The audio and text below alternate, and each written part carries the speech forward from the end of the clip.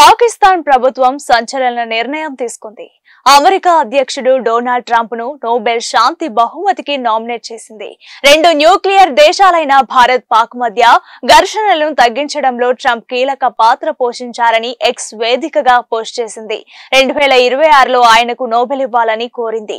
Trump తో Pak army chief Munir భేటీ అనంతరం ఈ ప్రకటన రావడం గమనార్హం. కాగా శాంతి కోసం ఏం చేసినా తనకు నోబెల్ రాదని ట్రంప్ వ్యాఖ్యానించిన విషయం తెలిసిందే. పహల్గామ్ ఉగ్రవాద దాడి తర్వాత భారతదేశం పాకిస్తాన్ మధ్య నెలకొన్న ఉద్రిక్త పరిస్థితులను తగ్గించేందుకే తాను మధ్యవర్తిత్వం వహించినట్లు తనంతట తానే ప్రకటించుకున్న అమెరికా అధ్యక్షుడు డొనాల్డ్ ట్రంప్ ఈ విషయంలో అనేక సందర్భాల్లో ప్రశంసలు అందుకున్నారు. కానీ భారత్ మాత్రం ట్రంప్ వ్యాఖ్యలను ఖండించింది.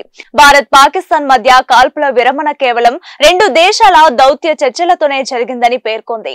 తాజాగా అమెరికా అధ్యక్షుడు ట్రంప్ తో ఫోన్ లో మాట్లాడిన ప్రధానమంత్రి మోదీ సైతం భారత్ పాకిస్తాన్ మధ్య జరిగిన కాల్పుల విరమణలో మరే ఇతర దేశం పాత్ర లేదని చెప్పుకొచ్చారు.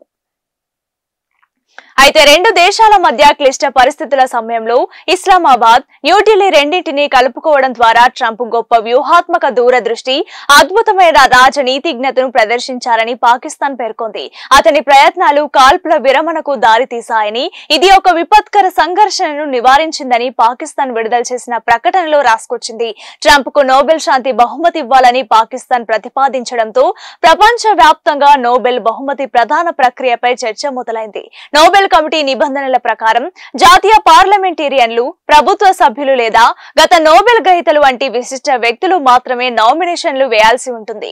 అయితే ప్రస్తుతం పనిచేస్తున్న పాక్ సైనిక అధికారిగా ఉన్న ఆసిం మునీర్ ఆ ప్రమాణాలకు అనుగుణంగా లేరు. దీనివల్ల అతడి నామినేషన్ పూర్తిగా చెల్లనట్లేనని రాజకీయ నిపుణులు విశ్లేషిస్తున్నారు. అయితే పాకిస్తాన్ ప్రభుత్వం అధికారికంగా ప్రతిపాదిస్తే ఖచ్చితంగా ఆ నామినేషన్ చెల్లుబాటు అవుతుంది.